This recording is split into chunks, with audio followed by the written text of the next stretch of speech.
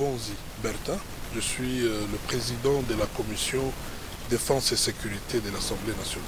De passage à Goma, j'ai tenu absolument à rencontrer le gouverneur militaire par rapport à la situation qui prévaut dans la région. Vous n'êtes pas sans savoir qu'il y a une guerre qui nous a imposée par le Rwanda.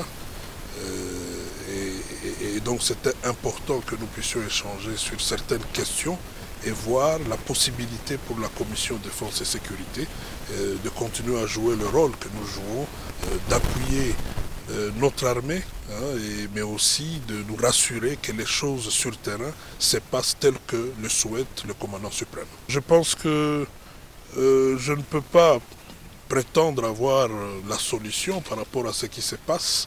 Et donc je ne voudrais pas dire ici que mon seul passage va apporter des solutions, mais je pense que c'était important. On a fait plus d'une heure avec le gouverneur, le vice-gouverneur et tous ses collaborateurs.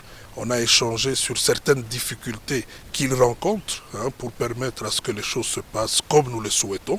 Et il y a d'autres que nous avons résolus et d'autres que je vais résoudre personnellement avec mon implication et l'implication du président de l'Assemblée nationale pour que nous puissions faire bousculer les choses et aller de l'avant.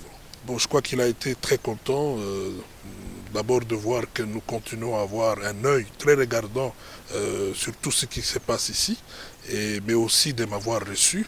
Au moins il sait qu'il a échangé avec la personne qu'il faut et qui peut porter les difficultés de la province au plus haut niveau pour permettre de trouver des solutions aux multiples problèmes sécuritaires que nous avons ici. Écoutez, d'abord je présente mes condoléances le plus attristées à toutes ces familles qui sont éprouvées à cause de cette guerre qui nous est imposée par le Rwanda. Mais je voudrais aussi et surtout demander à toute la population de se mobiliser. Le pays fait face à un complot incommensurable. Notre armée, c'est la seule que nous avons, a besoin que nous puissions la soutenir. Et vous pouvez vous rassurer que le commandant suprême, non seulement il a la volonté de mettre fin à cette guerre, mais il a su mobiliser toutes les institutions autour de lui. Cela veut dire le gouvernement et le Parlement.